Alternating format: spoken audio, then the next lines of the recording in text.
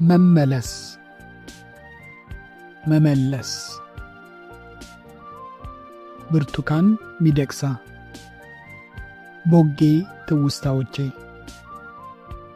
ታህሳስ 2018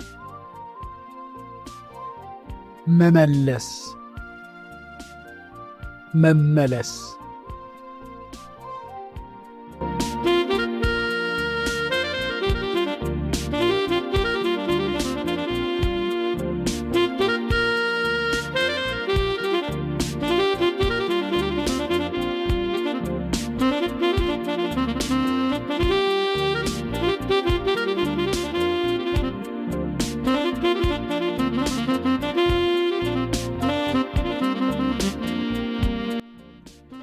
ጠጅ ቤቶቻችን ተለዋጭ ርዕስ አልባሰ ወርቅ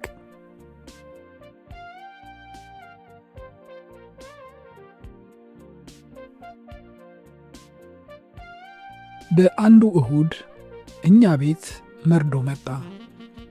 አርጂ አባባዬ፣ ተረጂ አንቺዬ። ጉዳዩ ለጎረቤቶቻችን እንዲሁም አብራን ትኖር ለነበረችው የአጎቴ ልጅ ተነግሯታል። እኔም ያው በተባራሪ ሰምቻለሁ። ቤታችን እናቴ ሳታይ ጸዳ ተደርጓል። ከንጋቱ 12 ሰዓት ገደማ አባቴ እናቴን ተነሺ ይሏታል። የነሱ አልጋ ሳሎን ውስጥ ነው። እኔ ደግሞ ከአጎቴ ልጅ ጋር ጓዳ ተኝተናል። የሚባባሉት ግን በደንብ ይሰማናል። ከአልጋዋ ሳትነሳ እየተነጫነጨች ንገሩኝ፣ ችግር የለም ንገሩኝ፣ እናቴ ናት ትላለች። ጭንቀቷ አስጨነቀኝ፣ አሳዘነችኝም። እኛ ያው ተሰናርተን ያደርንበት ነገር ስለነበር ለበስ አድርገን ተነሳን። እሷም ጥያቄዋን ባታቆምም ለብሳ ተነስታ በጣሳ ውሃ ይዛ ወደ ጓሮ፣ ከቤቱ ጀርባ በስተግራ ጥግ ሽንት ቤቱ አጠገብ የነበረ ባዶ ስፍራ ላይ ግብር ውሃ ወጣች። ፊቷን ስትታጠብ ግን አላየኋትም። በዚህ የእናቶቻችን ወግ በጣም ይገርመኛል። ከዛ ተመልሳ መጥታ ነጠላ ነገር ከሳጥኗ ውስጥ አውጥታ ደረብ አደረገችና ለመረዳት ተሰናድታ ተቀመጠች። ሳሎን ያለ አንዱ ሰንዱቅ ላይ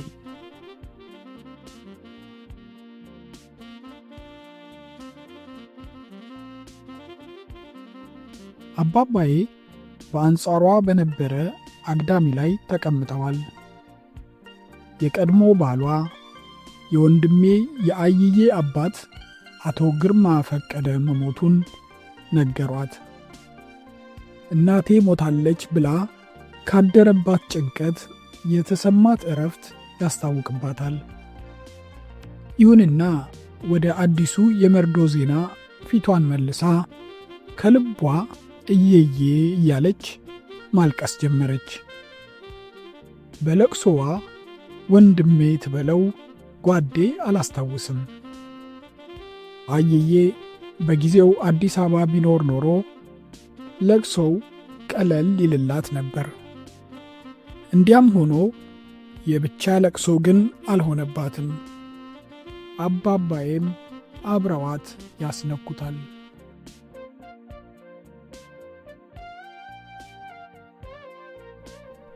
ይህኔ ጎረቤቶቻችን ፊቱና ኋላ እየተከታተሉ ገቡ። እነሱም እያለቃቀሱ ትንሽ ቆዩና በሉተው በቃ ማለት ጀመሩ። በሚገርም ሁኔታ ከአንቺዬ በላይ ለተው ባይ ያስቸገሩት አባቴ ሆኑ። አባባዬ ሲያለቅሱ ስም እየጠሩ በሥራ እያሞገሱ አይደለም፣ ከአንጀት በሚፈልቅ ስቅስቅታ እየተናጡ የሚያሳዝን የተቆራረጠ ድምፅ እያወጡ ነው። በሰፈሩ ለቅሶ ሁሉ እሳቸው ሆዳቸው ግልብጥብጥ ብሎ ነፍርቀው ሌላውን ሰው ለለቅሶ ይገፋሉ። ይህን ያዩ አንድ ወሰኔ አስራት የተባሉ የብዙ ዓመታት ጎረቤታችን ብቻ ፈጣሪ ሞቴን ከሚደቅሳ በፊት ያደርግልኝ እንጂ ሌላ አልቃሽ አልሻም ይሉ ነበር። እትዬ ወሰኔ ያለሙት አልተሳካላቸውም። አባባዬ ቀድሟቸው ሞቱ።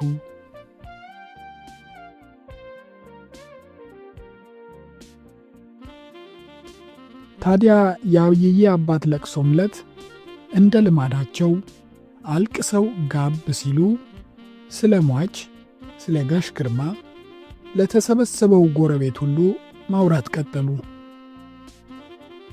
ወይ ወንድሜን ገና አንድ ፍሬ ልጅ እኮ ነው። በዛ ላይ ጥሩ ሰው ነበር። ሁሌ እኔም የልጅ ፍሬ እንዳገኝ እንደ ተመኘ እንደ ተሳለልኝ ነበር።